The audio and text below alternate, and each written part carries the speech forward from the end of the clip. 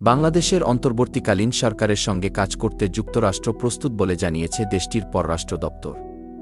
ওয়াশিংটনের স্থানীয় সময় বুধবার ৮ আগস্ট নিয়মিত ব্রিফিংয়ে পররাষ্ট্র দপ্তরের মুখপাত্র ম্যাথু মিলার কথা বলেছেন। খবর ইউএনবির ম্যাথু মিলার বলেন, যুক্তরাষ্ট্রের পররাষ্ট্রমন্ত্রী অ্যান্টনি ব্লিংকেন বলেছেন যে অন্তর্বর্তীকালীন সরকার যেসব সিদ্ধান্ত নেবে সেগুলোতে বাংলাদেশের গণতান্ত্রিক মূল্যবোধ, আইনের শাসন ও জনগণের ইচ্ছার প্রতি সম্মান দেখাতে হবে। পররাষ্ট্র দপ্তরের এই কর্মকর্তা আরও বলেন, তারা এরই মধ্যে বাংলাদেশের কর্তৃপক্ষের সঙ্গে কথা বলেছেন।